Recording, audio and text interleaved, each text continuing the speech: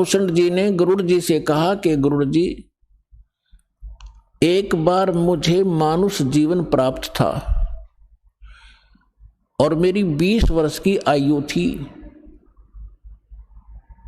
उस समय एक भयंकर अकाल गिर गया, दुर्भिक्ष, जिसमें मेरा पूरा परिवार, माता पिता, 2 भाई बहन और थे, वो सभी मृत्यु को प्राप्त हो गए। मैं 20 वर्ष की आयु था, माता पिता वृद्ध थे, भाई बहन छोटी आयु के थे। वो उस भूख को सहन नहीं कर सके।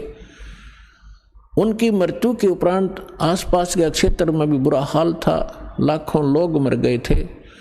उस क्षेत्र को छोड़कर मैं अवंतिका नगरी में चला गया। वहां दुर्भिक्ष नहीं था, पेट भर रोटी खाई, भोजन पाया। लेकिन मेरी आत्मा में एक ऐसी प्रेरणा हुई, दुख हुआ कि ये क्या जीवन है। मेरे पिताजी का भरा पूरा परिवार उजड़ गया, ये क्या जीवन है, ये कैसा यहाँ लोक है। तो फिर बताता है कि उस जन्म से पहले मैंने असंख्यों जन्म प्राप्त हुए। अब दिव्य दृष्टि खुल जाने के बाद वो अपने पिछली हिस्ट्री याद आई उसको। जब वो भक्ति पर लगा, उसके बाद गरुड़ जी को बता रहा है कि उससे पहले मैंने असंख्यों मानुष जीवन नाश कर दिए थे और मैंने भक्ति कभी करी ही नहीं। अब वो अकाल गिरा, मेरे माता पिता मर गए, भाई मर गए, कुटुंब नाश हुआ। अवंतिका नगरी में एक पंडित जी शिव मंदिर में कथा कर रहा था और कथा के बाद वो भोजन करते थे। मैं भोजन खाने के उद्देश्य से उन श्रोताओं में बैठ गया। मैंने कोई सत्संग से कोई लेना देना नहीं था। सभी उठकर चले गए, मैं बैठा रहा। पंडित जी ने पूछा, बेटा क्या बात है? मैंने अपना सारा दुख बताया। उसने मुझे एज ए अपना सन, बेटे की तरह प्यार किया पंडित जी ने, पुजारी ने, और कहा बेटा ये संसार तो दुख का घर है, आप यहाँ रहो, यहाँ भोजन पाओ और बेटा यहाँ मंदिर में सेवा करो, सत्संग सुनो, दीक्षा ले लो। मैंने उसकी सारी बात मान ली, वहाँ सेवा भी करने लग गया, लेकिन दीक्षा वाली बात मेरे समझ में नहीं आई। 6 महीने तक वो कथा सुनाते रहे, मनुष्य जीवन के उद्देश्य को बताते रहे। मेरा कति घर नहीं करी, जू नहीं रहेंगी। मेरे इतने पाप बढ़े हुए थे क्योंकि मेरे अंदर भक्ति कभी बीज पड़ा नहीं था। 6 महीने के बाद मैंने कथा तो सीख ली जो गुरु बताया करते थे। मैं युवा था, गुरु जी वृद्ध हो गए थे। मैं श्रोताओं को गुरु जी की अब्सेंस में, अनुपस्थिति में वो कथाएं सुनाने लग गया। सुरीली आवाज थी, युवा शरीर था। श्रोता मुझे मेरी बड़ी प्रशंसा करने लगे कि क्या बात भाई, आप तो बड़ा गुरु जी से भी बढ़िया सत्संग सुनाते हो, वाह भाई वाह, आपकी तो बड़ी प्यारी आवाज है। इस जीव को बहुत प्रकार से ये हानि होती है, वो फाउल पॉइंट भी आपके रूबरू किए जाते हैं ताकि आप फिर से गलती ना कर जाओ, इसलिए ये कथाएं सुनाई जाती हैं। अब उन श्रोताओं की प्रशंसा से मेरे अंदर हवा भर गई, मैं अभिमानी हो गया, अहंकार भर गया। एक दिन गुरुजी आए, मंदिर में पूजा के उद्देश्य से बाहर से आए और मैं श्रोताओं के बीच में बैठा था, प्रशंसा सुन रहा था। मैंने गुरुजी को बैठे बैठे ही दर्शन कर लिए, प्रणाम भी नहीं करा, बस यूं देख लिया। जबकि गुरुजी को खड़ा होके मैं खड़ा नहीं हुआ। मान बढ़ाई का मारा कि मेरी बेइज्जती हो जाएगी जब मैं खड़ा हो गया था, क्योंकि प्रशंसक सामने बैठे थे। अब गुरुजी को कोई ध्यान नहीं था, उसको तो कोई मतलब लेना देना ही नहीं होता। नियम बता दिए, जो पालन करेगा सफल होगा, जो तोड़ेगा खंडित करेगा वो दंडित होगा। गुरुजी जाकर मंदिर में अपनी पूजा अर्चना करने लग गए। आकाशवाणी हुई उस मंदिर में और भगवान शिव के पुजारी थे वो पंडित जी। आकाशवाणी हुई, भगवान शिव ने कहा कि रे धुरत, तेरे को 1 लाख वर्ष के लिए नरक में डालूंगा। ये आकाशवाणी सुन ली गुरुजी ने। अपने आत्मा परमात्मा कबीर साहब कहते हैं, बहुत प्यारा बालक माँ का।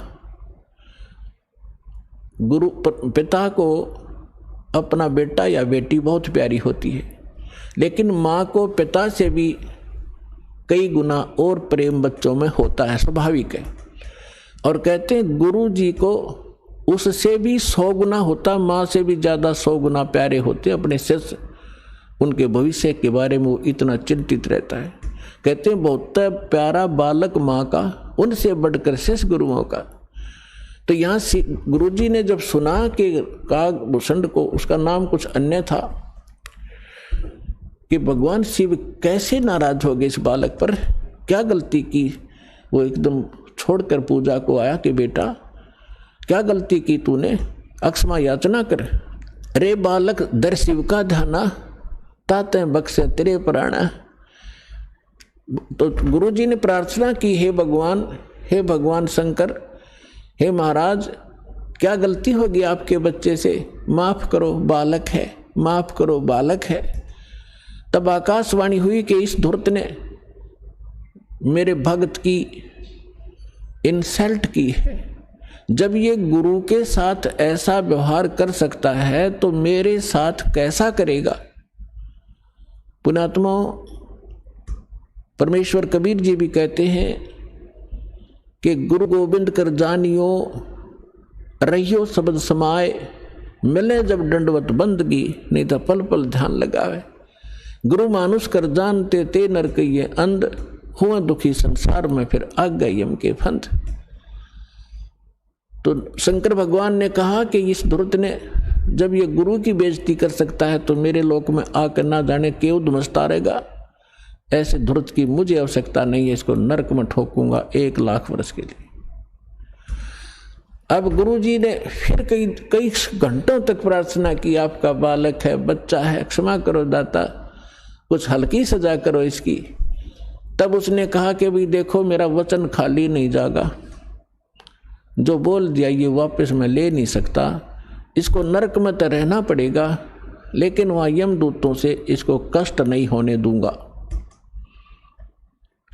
अब कागभूषण कहता है फिर मेरी कुछ समय के बाद मृत्यु होगी, मुझे 1 लाख वर्ष तक नरक में रहना पड़ा, लेकिन वहाँ यमदूतों ने भगवान शंकर की आज्ञा से मुझे कष्ट नहीं दिया, लेकिन रहना पड़ा नरक में।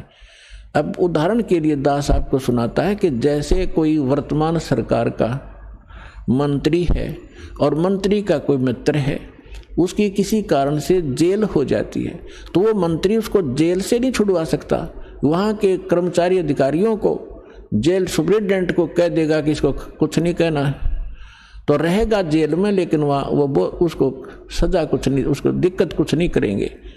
तो वह सजा तो होए गई, वह दिक्कत हो या ना हो, कहने का भाव ये। तो फिर ये कागभूषण क्या बताता है कि उसके बाद मैं 1 लाख वर्ष यम उस नरक न भोगे के फिर मेरा जन्म हुआ। तो एक लोम उस समय मेरा भक्ति बीज गिर गया, वो उस जन्म में, उससे पहले मेरा भक्ति बीज पड़ा नहीं था। उसके बाद फिर देखो कहते मेरा जन्म हुआ, भक्ति की प्रेरणा बनी रही, इधर उधर भटकता रहा, संतों के पास गया और जैसे कुछ संतों से ऐसा वैसा ज्ञान सुना कि भगवान तो निराकार है, निर्गुण है, उसी की भक्ति करनी चाहिए, सरगुण की भक्ति से कोई लाभ नहीं है। ये मेरे आत्मा में अन्य संतों से ज्ञान ग्रहण करके घर कर गई थी। अब बात एक दिन लोमस ऋषि कथा कर रहे थे, वहाँ जाकर मैं कथा सुनूं था और लोमस ऋषि जी सरगुण के ऊपर कथा कर रहे थे, सरगुण भगवान के ऊपर। तो मैंने कहा कि ऋषि जी सरगुण तो सब नाश हो जाए, मैं तो हूँ निर्गुण का अधिकारी, मुझे तो निर्गुण कथा सुना भगवान की। लोमस ऋषि ने बहुत से प्रमाण दिए कि बेटा सरगुण बिना निर्गुण क्या गावे, अगर भगवान को आपने सरगुण में नहीं देखा तो निर्गुण का क्या लाभ उसका। अब जैसे वृक्ष बीज के माही है, जैसे वृक्ष बीज के अंदर वृक्ष होता है, जैसे वृक्ष बीज सब ठोरा, जब उग गए तब दिखे मोरा। एक आम का गुठली है और वह गुठली के अंदर वो आम निर्गुण रूप में है, निराकार समझो, जैसे तुम निराकार कहते हो। तो उस निराकार का क्या करेगा, आम का तो ये बता देंगे इस गुठली में आम है, पेड़ है, पूरा पूरा वृक्ष है इसके अंदर। तो इसके बताने से तुझे क्या लाभ हुआ? अब उस बीज को बीजा जावे, गुठली को, फिर वो पौधा बने, फिर वो पेड़ बने, और फिर वो आम लगे। तो सरगुण बिना निर्गुण किए गावे। तो भगवान का लाभ जो है सरगुण से ही होगा, निर्गुण के गीत गान तो नहीं होगा। अब कहने लगे मेरे ये उदाहरण बहुत से उन्होंने दिए, पर मेरी बुद्धि में ग्रहण नहीं हुए। मैं उनके साथ ऊट पटांग अभद्र तरीके से प्रश्नोत्तरी करता रहा, यानी मजाक तौर पे। लोमस ऋषि ने मुझे श्राप दे दिया कि तेरा चंडाल के घर जन्म होना चाहिए, तेरे जैसे दुष्ट कार्य चंडाल, जा चंडाल बन। अब मुझे इतना एहसास हुआ कि मेरे से गलती हुई, मैंने क्रोध नहीं माना, और मैं जो भी उन्होंने मुझे फटकारा, डांटा, मैं ऐसे मायूस होकर देखता रहा। फिर मैंने हाथ जोड़कर चरण पकड़ के प्रार्थना की, हे ऋषि जी, इस दास को जन्म तो कहीं दे देना, पर एक आशीर्वाद दे दो, मुझसे गलती तो बन ही गई, कि मेरे इस भक्ति की भूल ना पड़े। तब उस ऋषि ने वो आशीर्वाद दे दिया, ठीक है बेटा, जन्म तो तेरा चंडाल काग के घर होगा, लेकिन भक्ति बनी, याद बनी रहेगी भगवान की। तो फिर उसने बताया कि एक काग, चंड नाम का काग था, देवता, और ब्रह्मा जी की पत्नी अपनी हंसनी को लेकर जो ऋतु पर आई थी, उसको गर्भवती कराना था, काग चंड के यहाँ लेगी। उनके संयोग से फिर मेरा जन्म हुआ। ऊपर से मुंह तो मेरा काग का है, और नीचे का सारा शरीर देवताओं जैसा मनुष्य का है उसका।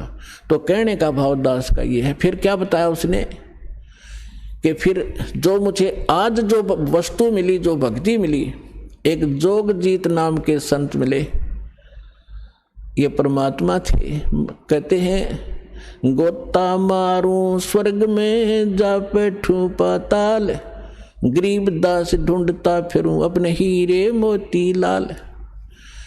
कहते फिर जोगजीत नाम के एक संत मिले, वही परमात्मा स्वयं संत रूप में कहीं भी प्रकट हो जाते हैं। तो उन्होंने मुझे वो ज्ञान सुनाया, गुरु जी मैंने कभी सुना नहीं था, लेकिन प्रारंभ में जब मैंने ज्ञान सुना, मेरे मन में बड़ा जो है दुख हो रहा था कि ये विष्णु जी और ब्रह्मा जी और शिव जी से ऊपर कोई शक्ति बता रहा है। लेकिन मुझे वो डर था कि संत के साथ बेअदबी नहीं करनी चाहिए, क्योंकि मैं पहले भुगत भोगी था। लोमस ऋषि के साथ मैंने उठपटांग प्रश्नोत्तरी करके मैं बड़ा दुख पाया था। मैं उनसे विवाद नहीं किया, लेकिन नम्रता से प्रश्न करता रहा, मन में फिर करता रहा। अंत में ऐसा समझ में आया, भूषण जी, गुरु जी, आज मैं जिस स्थिति में आज मैं हूँ, और जो ज्ञान मुझे प्राप्त है और जो भक्ति मुझे प्राप्त है, शायद किसी को होगी। तो कहने का भाव ये है कि उसमें भक्ति बीज पड़ा कितनी कठिनता से, कि 6 महीने तक ज्ञान सुनता रहा, नाम लेने की नहीं सोची। इतना अंदर हमारे जो पाप कर्म घर कर चुके होते हैं, जिन्होंने किसी जन्म में भक्ति ना की हो। और फिर भक्ति की शुरुआत हुई, और परमात्मा ने उस आत्मा को अपनी शरण में लेने के लिए सारी क्रिया की। लोमस ऋषि से पहले उसको इतना डरवा दिया, यदि उस समय लोमस ऋषि कागभूषण को वो श्राप नहीं देता, वो डर उसके दिल में ना होता, तो परमात्मा का ज्ञान तो पुण्यात्माओं वो कभी नहीं सुन सकता था। आज आप देखते हो जितने भी पुण्यात्मा यहाँ आए हैं, आपने पहली बार ये ज्ञान सुना होगा, तो आपकी सुई कभी 100 पर, कभी 0 पर, कभी ऊपर कभी नीचे हुई होगी। ये क्या बक रहा है, कहाँ से ले आई ये ज्ञान? और फिर देखे आपने प्रमाण, अब दांतों तले उंगली दबा रहे हो आप। तो कहते हैं 100 साल सीधर मैं करूं अपने जन के काज। तो आपके ऊपर जो रहम परमात्मा का है, ये विशेष है। जो दास कहना चाह रहा था, आपको ये यथार्थ ज्ञान समझाने के लिए ये प्रमाण उदाहरण दिया है। आप जी पुण्यकर्मी प्राणी हैं, पूर्व जन्म के मनुष्य थे, आपके अंदर भक्ति की आस्था विद्यमान थी, आपने शीघ्र ग्रहण कर लिया। और जो आपके घरों में अब संतान आएंगी वो भगवान के कोटे से आएंगी, बहुत अच्छी होंगी, उनकी तो आपने भविष्य की चिंता करने की जरूरत नहीं रहेगी। और जो अन्य प्राणी हैं वर्तमान के अंदर हैं, वो जो ऐसे हैं जो पूर्व जन्म के भक्त मनुष्य थे वो शीघ्र आ जाएंगे, और जो कागभूषण जैसे होंगे उनका भी तरीका अपनाया परमात्मा ने। क्या होगा, एक घर में तीनों ने दीक्षा ले ली, एक नहीं लेता, ठीक है, तो वो कागभूषण की श्रेणी का है।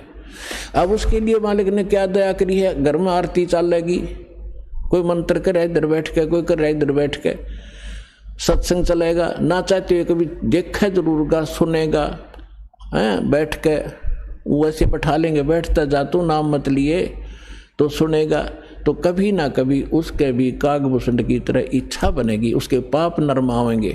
क्योंकि भगवान की कुछ ऐसे संस्कार होते हैं, ऐसे पाप होते हैं जो ज्ञान यज्ञ से ही समाप्त होते हैं।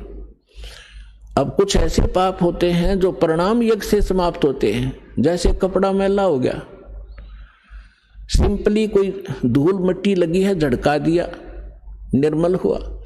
थोड़ी बहुत और मैल लगा है तो वैसे पानी में से निकाल दिया तो भी ठीक हो गया।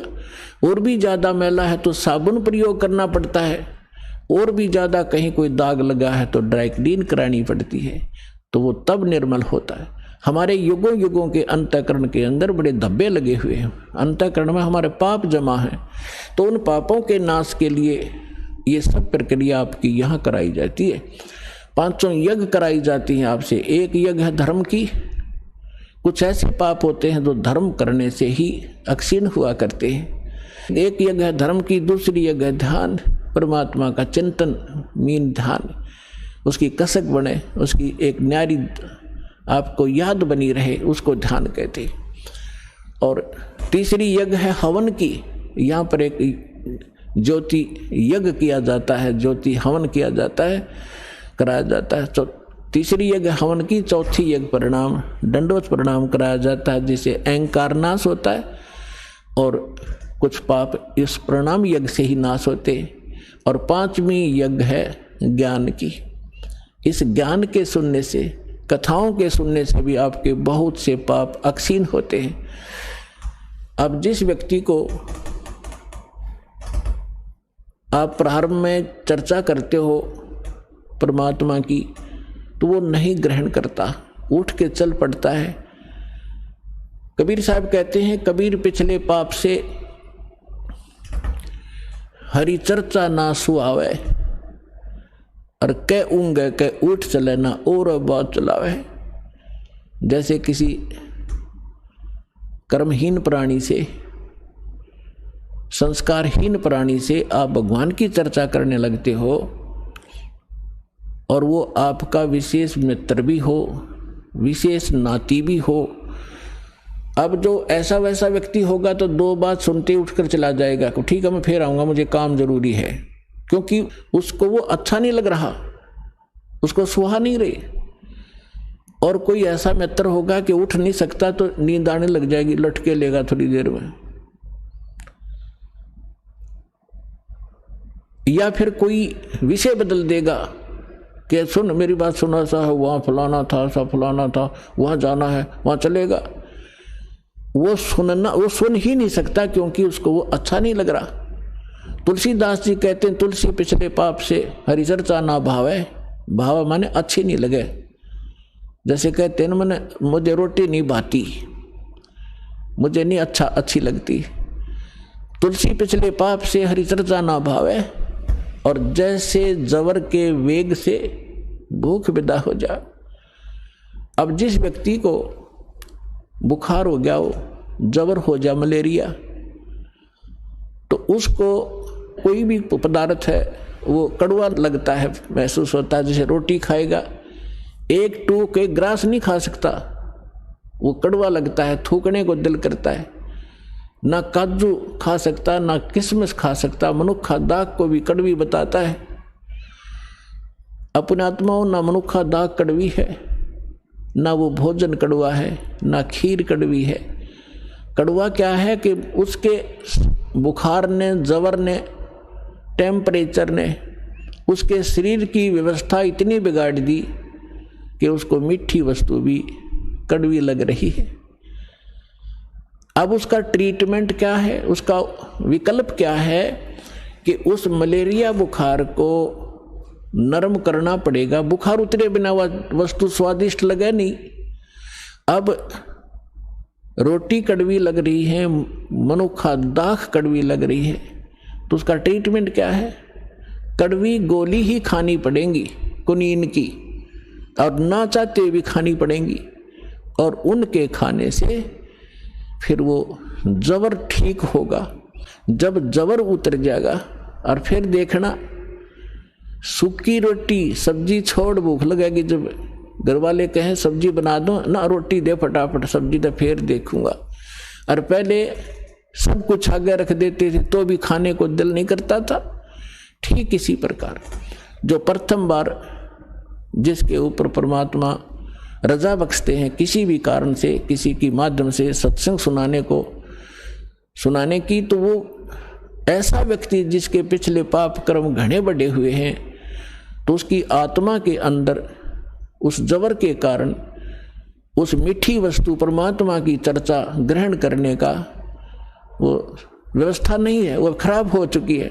तो उसके लिए क्या तरीका है कि ना अच्छी लगे तो भी सत्संग में बैठा रहे और सुनता ही रहे, जैसे कैसे भी सुनता रहे, चाहे अच्छी लगो या ना लगो। तो उस परमात्मा के वचन में, परमात्मा की वाणी में इतनी शक्ति है कि वो ना सुने, चाहे वहाँ वैसे बैठा रहे, और चाहे वो सो भी जा, जहाँ आरती चल रही हो, बाल जैसे कोई लेट गया, नींद आ गई, चलो लेट जा, सत्संग चल रहा है तो बैठ गया, बैठा रहे, चाहे कुछ भी सोचता रहे, ना सुने, चाहे दूसरे कमरे में बैठ जा लेकिन कानों में ये सुनती हो, तो वहाँ भी असर करेगी ये वाणी। उसके शरीर के पाप को, अंतःकरण के वो पाप कट जाएंगे जो ज्ञान यज्ञ से कटने होते हैं। अब जैसे एक पहले क्या होता था, सभी उपचार आध्यात्मिक तरीके से होते थे। वो भक्ति तो उनके पास थी नहीं, साधु संतों के पास। जनता में खाना रोटी प्राप्त करने के लिए वो क्या करते थे, कोई जंतर मंत्र सिद्ध कर लेते थे। कोई तो सर्प का जहर उतारने का मंत्र सिद्ध कर लिया, किसी ने बिच्छू आदि का जो जहर विष उतारने का मंत्र सिद्ध कर लिया, किसी ने कोई झाड़न का मंत्र सिद्ध कर लिया। ये कोई मोक्ष मार्ग तो नहीं था उनके पास, पर ऐसे सिद्धि कर लेते थे। तो जैसे एक सर्प का विष उतारने वाला व्यक्ति एक मंत्र सिद्ध कर लेता है, और जिसको सर्प ने डस रखा है वो अचेत पड़ा है, बेहोश पड़ा है, और वो जो सर्प का विष उतारने वाला व्यक्ति एक मंत्र बुदबुदाता है, बोलता है, वो अचेत व्यक्ति ना उसको सुन पा रहा है ना समझ पा रहा है, और तो भी वो अपना काम कर रहा है, उसके विष को उतार देता है, वो व्यक्ति सचेत हो जाता है, उसका जीवन दान हो जाता है। ठीक इसी प्रकार परमेश्वर की जो अमर वाणी है कबीर साहब और गरीबदास जी की, और उन महापुरुषों की जिनको भगवान मिले हैं, उनकी वाणी सिद्ध होती है, उसको सिद्धि करने की आवश्यकता नहीं होती। और उस वाणी का उच्चारण जहाँ भी हो रहा हो, वहाँ चींटी पर भी, पशु पक्षियों पर भी, पेड़ पौधों पर भी उनका असर हो रहा है। वो दूसरी बात है कि उनके वो धीरे धीरे असर होगा, पेड़ पौधों पर बहुत देर में होगा, पशु पक्षियों पर उनसे शीघ्र होगा, और मनुष्य पर पशु पक्षियों से भी शीघ्र होगा उसका। और उसके बाद फिर वो जो व्यक्ति टर्न वाइज मनुष्य जीवन प्राप्त है, उनको भी परमात्मा इस विधि से अब अपने चरणों में लेंगे। तो जब धर्मदास जी को परमात्मा ने कहा कि भाई अभी ये मूल मंत्र और मूल ज्ञान, ये सार नाम अपने परिवार को भी मत बताना। अब धर्मदास जी को चिंता बनी। धर्मदास जी ने कहा, चिंता बनी कि हे भगवान, मेरे को आपने 42 वंश का आशीर्वाद दे दिया, क्योंकि धर्मदास जी एक अच्छी आत्मा थे, लेकिन संसार के व्यवहार में वो घनाग्रस्त था। पहले उनको एक पुत्र था नारायण दास, और नारायण दास निकम्मा था, काल का दूत था। उसने परमात्मा के ज्ञान को ग्रहण नहीं किया, एक भी वचन सुना नहीं, उठकर चला जाता था। तो धर्मदास जी को ये चिंता बनी, परमात्मा ने बताया। धर्मदास जी ने कहा कि भगवान आप तो समर्थ हैं, मेरे पुत्र को शरण में ले लो, इकलौता पुत्र है, काल के हाथों चढ़ जाएगा, इसका जीवन नाश हो जाएगा। तो परमात्मा ने कहा, धर्मदास ये खुद ही काल का दूत है, तेरे घर पर भेज दिया, क्योंकि काल को पता था आप एक अच्छी आत्मा हो, और अच्छी आत्मा के घर पर एकादा ऐसा व्यक्ति कोई कारण बनाकर काल भेज ही देता है। तो परमात्मा ने लास्ट में अपनी दिव्य दृष्टि देकर धर्मदास जी को उसके पुत्र नारायण दास की वास्तविकता दिखा दी। विकराल चेहरा, लंबे लंबे दांत, ओछा माथा। तो परमात्मा ने कहा कि ये दूत आया हुआ है, काल का स्पेशल भेजा हुआ है तेरी भक्ति नाश करने के लिए। इस बात से धर्मदास चिंतित हो गया कि हे भगवान, ये तो सचमुच, ये तो लड़के के कवर में मेरा दुश्मन बैठा है। फिर उसको चिंता हुई कि हे भगवान, 82 साल की उम्र होगी और अब क्या होगा, और ये तो काल का वंश चल गया मेरे से और पाप का भागी हो गया मैं। तो परमात्मा ने कहा कि ऐसे व्यक्ति का वंश नहीं चला करता। तो परमात्मा बोले, जी इसका नहीं चलेगा तो मेरा भी वंश नाश हो गया। हे भगवान, अब क्या होगा, मेरा क्या होगा, मेरा वंश कैसे चलेगा। तो परमेश्वर ने कहा कि तू चिंता ना करे, तेरे को 42 पीढ़ी दे दी मैंने, तेरा 42 पीढ़ी तक वंश चलेगा। तब धर्मदास जी कहने लगे, इस काल का वंश चलेगा भगवान, इससे अच्छा तो ना चले। यो परमात्मा बोले, नहीं, मैं और तेरे को एक पुत्र दूंगा, उससे तेरे 42 पीढ़ी वंश चलेगा। ये अब इन्होंने गलत व्याख्या कर रखी है, कबीरपंथी जो दामा खेड़ा वालों ने एक भ्रमणा फैला रखी है कि जो दामा खेड़ा की गद्दी से नाम लेगा उसका ही मोक्ष होगा।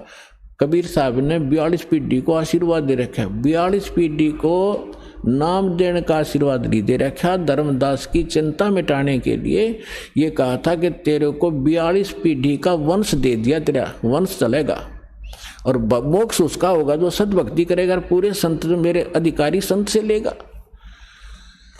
तो फिर उसको 10 महीने के बाद एक चूड़ामणि उर्फ मुक्तामणि नाम का एक पुत्र उसकी पत्नी से जन्म हुआ परमात्मा के आशीर्वाद से। उनसे फिर उनकी ये 42 वंश चले। फिर धर्मदास जी को चिंता हुई। परमात्मा ने कहा कि अपने वंशजों को भी ये मूल ज्ञान नहीं बताना, मूल मंत्र नहीं बताना, सार नाम नहीं देना।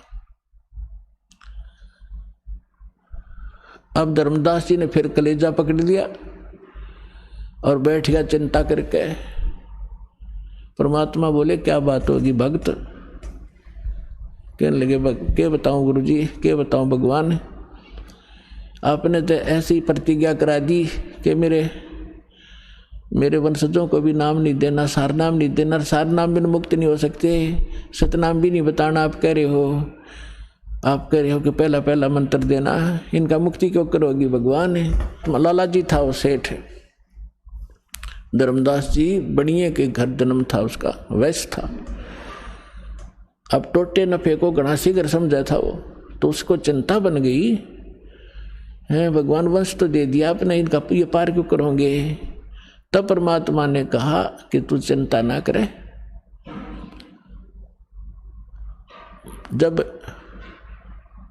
कलयुग के अंदर आगे चल के धर्मदास एक भक्ति समय आवेगा और उस समय सभी पार होंगे और मैं फिर आऊंगा।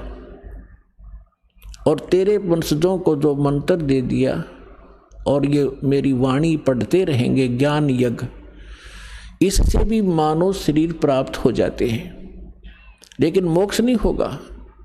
तो आप ये प्रथम मंत्र अपने वंशजों को, तेरे वंशजों को प्रथम मंत्र देंगे और ये वाणी मेरी वाणी का पाठ करते रहेंगे, इससे इनको मानव शरीर प्राप्त होते रहेंगे।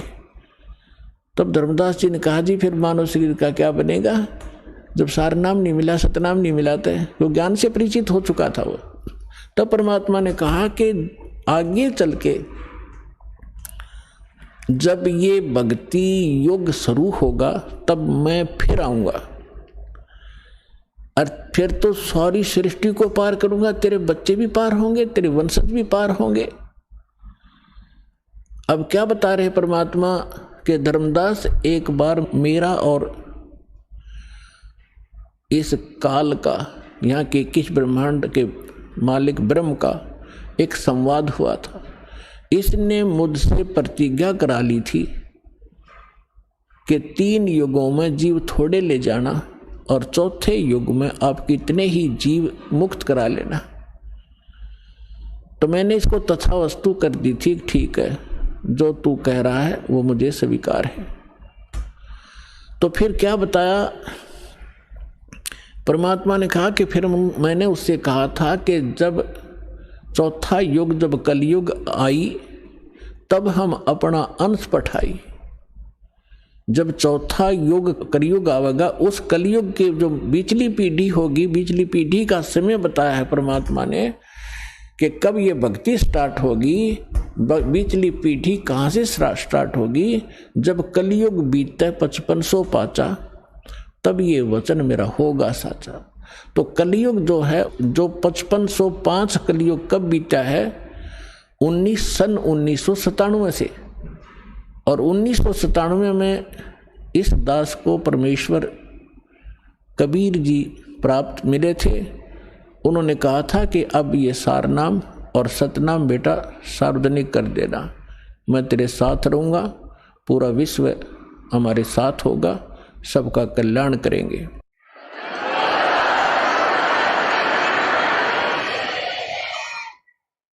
तो परमात्मा ने धर्मदास जी से कहा था कि काल से मेरी वार्ता हुई थी, तब मैंने काल से कहा था कि विनती तोर मान में लीनी, कि जो तूने विनती की है काल के 3 युगों में जीव ना ले जाना, चौथे युग में 3 युगों में थोड़े जीव ले जाना, चौथा युग जब कलयुग आवे तब शरण जीव बहु जावे, ऐसा वचन हर मोय दीजे, तब गमन संसार ही की जाए। तब परमात्मा ने कहा था विनती तोर लीन में मानी और मोकू ठगे काल अभिमानी। फिर परमात्मा ने कहा कि चौथा युग जब कलयुग आई तब हम अपना अंश पठाई। जब चौथा युग कलयुग आवेगा तब हम अपना अंश, अपनी प्यारी आत्मा को भेजूंगा। अब उसको ये कहे कि मैं आऊँगा या ऐसे आऊँगा, तो वो काल नहीं समझ पावा था। इसलिए परमात्मा कहते हैं 100 छल छिद्र मैं करूं अपने जन के काज। तो क्या बताया था कि चौथा युग जब कलयुग आई तब हम अपना अंश पठाई। काल फंद छूटे नरलोई, काल का फंद, काल का बंधन छूटे नरलोई, सब नर नारियों का ये बंधन छूटेगा और सकल सृष्टि परवानिक होई। पूरा विश्व मंत्र लेगा, परवानिक माने दीक्षित होगा।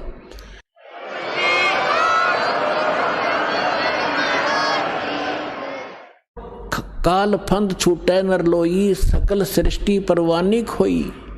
और घर घर देखिए बोध विचारा, और सत नाम सब ठोर उचारा।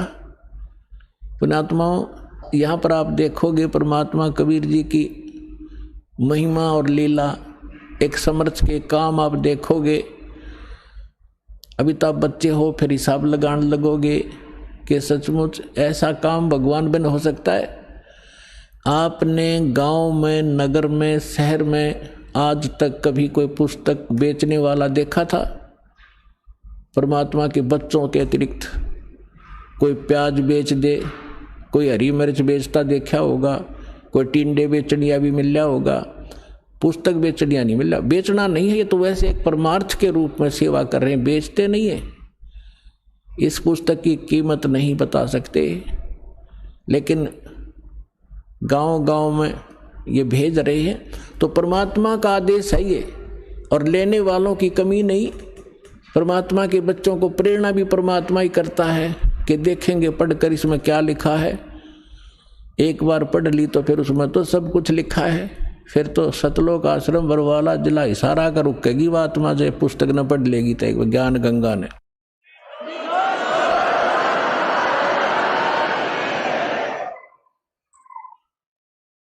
तो परमात्मा क्या बोला था उस समय 600 वर्ष पहले पुण्यात्माओं, उसका एक एक वचन 100 का 100 सत्य होगा। किसी डूम बाट के गीत नहीं, समर्थ का वचन है, जिसके एक वचन से सूर्य और पृथ्वी और सब ब्रह्मांड चल रहे हैं। पृथ्वी एक सेकंड का भी आगा पीछा नहीं करती। अरबों वर्ष हो गए इसने घूमती ने, कोई लुब्रिकेशन नहीं, कोई इसकी मेंटेनेंस नहीं, और कोई इसको घुमाने वाला नहीं। उस समर्थ के वचन से ये चल रहे हैं, सब ब्रह्मांड रुके हैं। उस ब्रह्मांड, उस समर्थ का ये वचन है कि घर घर देखो बोध विचारा। बोध माने ज्ञान, भक्ति मार्ग का घर घर में चर्चा चलेगी मेरे ज्ञान की, और सत्य नाम सब ठोर उचारा। ओए होए, घर घर देखो बोध विचारा, घर घर में परमात्मा की चर्चा चलेगी, बच्चा बच्चा उसके गुणगान करेगा, और सब जगह परमात्मा के सत्य नाम का, 2 अक्षर के नाम का जाप हुआ करेगा। अब देखो पुण्यात्मा, हलवा बनावे हम, और महक जाओ पड़ोसियाँ के भी, यानी उनको कितना अच्छा लगता है, उनको भी आनंद आता उस हलवे की महक से, सुगंध से, जो गंध जाती है सुगंध। तो इसी प्रकार मंत्र करोगे जाप आप, और आनंद आओगा दूसरे साथ बैठे ने भी। अब वो लाभ तो नहीं ले सकता जो हलवा बनाने वाला, जो घर में हलवा बना रहा है, वो हलवा खाकर आनंद ले रहा है, और पड़ोसी ने केवल महक प्राप्त होगी, और वो भी अच्छी है। एक तो घर में दारू काट है, शराब बनाओ तो पड़ोसी का भी नशा हो, गुंडा लग गया, उसने छींक आवे। अरे घर में हलवा बने तो पड़ोसी तो अच्छी ही वो जाती है उसकी संदेश। तो इसी प्रकार जो सुमन करोगे, वो तो हलवा तो आप खाओगे, लेकिन उसकी महक पड़ोसी को भी आभास होगा उसको। तो इस प्रकार इस परमात्मा का मंत्र घर घर में चलेगा। कोई बस में बैठे जाते हो, ट्रेन में बैठे हो, कोई सिमरण कर रहा श्वास का, कोई कर रहा प्रथम मंत्र मन मन में, तो पास में बैठे यात्रियों के भी उसका प्रभाव पड़ेगा, और एक ना एक दिन उनके पाप नाश होंगे वो, और आत्मा जागेगी। इस प्रकार से परमात्मा ने पूरे विश्व को, अपने बच्चों को शरण में लेना ही लेना है। चाहे आज कोई हिंदू है, चाहे कोई मुसलमान है, चाहे सिख है या ईसाई है, हम बगैर ज्ञान के बढ़ते चले गए। अब हमें पता चलेगा आज मृत्यु होगी, हम हिंदू हैं, कल मृत्यु हो जा, हम अमेरिका में पैदा हो गए, ईसाई का झंडा उठा लिया है, और फिर मृत्यु हो गई, हम मुसलमान का, फिर मुसलमान का झंडा उठा लिया। हम हैं कौन, हम आए कहाँ से हैं, मनुष्य जीवन का उद्देश्य क्या है, तो ये इस तत्व ज्ञान से पता चलेगा। फिर क्या बताया परमात्मा ने कि कलयुग बीते 5500 पाचा, तब ये मेरा वचन होगा साचा। 600 वर्ष पहले ये बात कहना कि घर घर में मेरे ज्ञान की चर्चा होगी और मेरा ही ज्ञान रहेगा, पूरा विश्व मेरी भक्ति करेगा धर्मदास, तो धर्मदास का गलेवा उतरा नहीं थी। तो परमात्मा ने कहा कि कलयुग बीते 5500 पाचा, तब ये वचन मेरा होगा साचा। कलयुग बीत जावे जब एता, और सभी जीव परम पुरुष पद चेता। ओए होए होए, आप पुण्यात्मा जो इस ज्ञान से परिचित हो चुके हो, उनका तो यह बात बिल्कुल समझ में आएगी 100% तुरंत। आप क्या देख रहे हो, आज से पहले आपने ज्ञान गंगा सुनने से पहले परम पुरुष का ज्ञान नहीं था, आपने केवल अपने ही देवी देवताओं का ज्ञान था, और स्वर्ग लोक तक हम उत्तम स्थान मान्या करते। एक ये राधा स्वामी पंथ है जो गुरु नानक देव जी के और कबीर जी की वाणी को पढ़ पढ़ा कर कहीं की ईंट कहीं का रोड़ा जचा गए। ये सतलोक सचखंड और सतनाम ये बताने लगे थे, इन्हें कख नहीं पता, कैख है भी नहीं पता भक्ति मार्ग। ये क्या बताते हैं? सतलोक में परमात्मा निराकार है, चेतन ही चेतन है, प्रकाश ही प्रकाश है। और फिर सतलोक कैसा है, सतनाम क्या है, सारनाम क्या है, सार शब्द क्या है, सतलोक क्या है, सतपुरुष क्या है, इनके परम धनी के वचन है शिवदयाल जी के, जिससे युवराधा स्वामी धन धन सतगुरु सच्चा सौदा धनो दादा जय गुरुदेव निरंकारी परंकारी जितने पंथ हैं ये उसी से निकले हैं, उसी के आधार से। वो क्या बताता है कि वही सतनाम है, सतनाम वही सतपुरुष है, सतनाम ही, और सतनाम ही सतलोक है, सतनाम ही सार शब्द है, सतनाम ही सतपुरुष है, सतनाम ही सार नाम है। कख है इनको पता। तो अब कहते हैं परमात्मा ने कहा है कि कलयुग बीत जावे जब एता, और सभी जीव परम पुरुष पद चेता। ओए है परम पुरुष, गीता जी अध्याय नंबर 15 के श्लोक नंबर 16 और 17 में 3 पुरुष हैं। एक सरपुरुष ये ब्रह्म है 21 ब्रह्मांड का स्वामी, और एक अक्षर पुरुष जो 7 संग ब्रह्मांड का मालिक है। ये दोनों परम पुरुष नहीं है, इसलिए गीता अध्याय नंबर 15 के श्लोक 17 में तुरंत कहा है कि उत्तम पुरुष है तू अन्य परमात्मा इति उदाहरते है। ये लोग तरम अविश्य विभर्ति अवैश्वर है कि वो परम पुरुष तो कोई और है। उत्तम पुरुष, परम माने श्रेष्ठ, परम पुरुष उत्तम पुरुष श्रेष्ठ पुरुष, पुरुष माने परमात्मा, वो तो कोई इन दोनों से भी अन्य है, सरपुरुष और अक्षर पुरुष से। और वही तीनों लोकों में प्रवेश करके सबका धारण पोषण करता। गीता अध्याय नंबर 18 के श्लोक 62 में कहा कि अर्जुन तो सर्वभाव से उस परमेश्वर की शरण में जा। एक ईश्वर एक परमेश्वर। ईश ये सरपुरुष है और ईश्वर ये अक्षर पुरुष है। परमेश्वर वो परम अक्षर पुरुष है, परम अक्षर ब्रह्म है। तो उस परमेश्वर की शरण में जा, उसकी कृपा से ही तू परम शांति को और सनातन परम धाम को प्राप्त होगा। सनातन शाश्वतम स्थानम, सदा रहने वाले अविनाशी स्थान को प्राप्त होगा।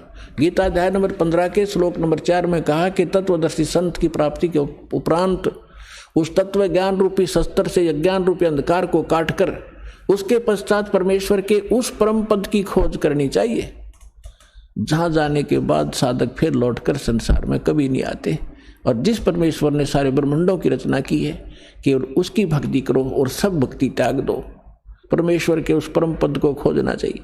तो यहां परमात्मा वही बात कह रहे हैं कि कलयुग बीत जावे जब एता, और सब जीव परम पुरुष पद चेता, उस परम पुरुष के उस परम पद की के सभी परिचित हो जाएंगे, उसके सभी ज्ञाता हो जाएंगे कि कोई सतलोक है जहाँ परमात्मा रहता है। वहाँ जाने से हमारे को सब सुख मिलेंगे, जन्म और मृत्यु का ये झंझट मिटेगा। अब यहाँ तो आमा संग जन्म हो गए, भटकता ने मरते और जन्मता ने सारा जीवन संपत्ति जोड़ने में लगे रहते हैं। 1 मिनट में मृत्यु हो जाती है, वो जोड़ा जाड़ा यहीं रह जाता। आप गधा बनकर को मार के घर खड़ा होता है। ये कोई सांग है, कोई जीवन है? क्या लक्ष्य लेकर जी रहे थे हम? तो यहां पता चलेगा कि सब जीव परम पुरुष पद चेता, उसके परिचित होंगे, उसके ज्ञाता होंगे कि सचमुच वहां जाने से पीछा छूटेगा। जैसे आपकी मृत्यु हुई, फिर जन्म हुआ, परिवार बन गया, कैसा अच्छा लग रहा है, बहुत अच्छा। और 1 मिनट का भरोसा नहीं, क्या बिजली गिर जाए पूरा परिवार नाश हो जाए, किन कारणों से? तो परमात्मा ने कहा कि यहां से तो आपने जाना ही पड़ेगा, जाना पड़ेगा, लेकिन ऐसी भक्ति करो, ये भक्ति, और यहां से पुनर्जन्म की इच्छा मिटाओ।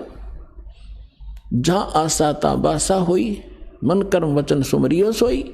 अब भक्ति करो जब तक यहाँ हो अपना यहाँ की, क्योंकि हम यहाँ रह रहे हैं तो हमारा ये कर्तव्य कर्म यहाँ भी करने पड़ेंगे। लेकिन अब जो काम आप जिस उद्देश्य से करते थे, माया संचन करने के लिए, कोठी गार्डन खातिर, या थोड़ी सी स्पीड कम कर दो। और किस लिए कर रहे हो? बच्चों का ब्याह करना पड़ेगा, लड़की होगी 2, कैसे ब्याह होंगे, दहेज देना पड़ेगा। नहीं, कुछ ही दिनों में ये सभी समाप्त करेंगे। कोई दहेज ना लेगा ना देगा, लेगा ही नहीं कोई। उसको पता चलेगा क्यों ऋणी बना मैं, आज मैं पैसा ले रहा हूं, कल मैं इसका गधा बनकर पूरा करूंगा, बैल बनकर करना पड़ेगा, कोई भैंस गाय बनकर इसके घर बंधना पड़ेगा, क्यों सिर में दर्द करया?